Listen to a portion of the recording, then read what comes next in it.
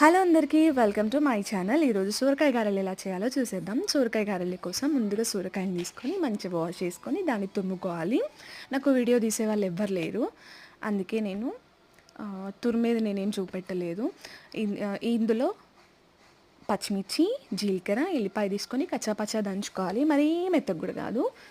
దంచుకొని ఒక బౌల్ తీసుకొని దాంట్లో సొరకాయ తురుము వేసుకొని దాంట్లోనే బియ్యం పిండి, ఉప్పు, పసుపు, తురుముకున్న పచ్చిమిర్చి, ఎల్లిపాయ, జీలకర్ర వేసేసుకొని దాంట్లోనే శనగపప్పు ఉన్న వాళ్ళు నానబెట్టుకొని శనగపప్పు వేసుకోవచ్చు, పల్లీలు కూడా వేసుకోవచ్చు. కానీ శనగపప్పు నా దగ్గర ప్రస్తుతానికి లేదని నేను ఏం వేసుకోలేదు. ఇంకా దాంట్లోనే ఉల్లిగడ్డ, కొత్తిమీర వేసుకొని మంచిగా సొరకాయ తురుముకే ఉన్న వాటర్ తోటే సరిపోతుంది.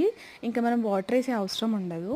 ఒకవేళ కొంచెం అవసరం ఉన్న వాళ్ళు లైట్గా వాటర్ వేసుకొని, నాకైతే అదే సరిపోయింది. ఆ తురుముకి పిండికి నాకు సరిపోయింది.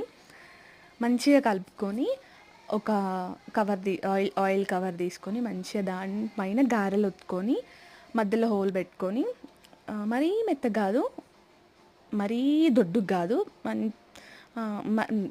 మరీ సన్నగా కాదు, మరీ దొడ్డుగా కాదు, కొంచెం మందంగా మనకు సరిపోయేటట్టు చేసుకొని దాన్ని ఆయిల్ వేసేసుకొని ఫ్రై చేసుకుంటే యమ్మీ ఉంటుంది.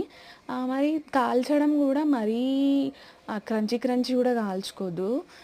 కొంచెం దొడ్డుగా చేస్తే పిండి పిండి అనిపిస్తుంది, అట్లా మంచిగా ఉండదు. కొంచెం మీడియం సైజులో మంచిగా చేసుకుంటే సూపర్ ఉంటుంది. వర్షాకాలంలో వేడివేడిగా తినడానికి యమ్మీ ఉంటుంది. ఈవినింగ్ టీతో పాటు ఈ గారెలు మాత్రం అదిరిపోతుంది.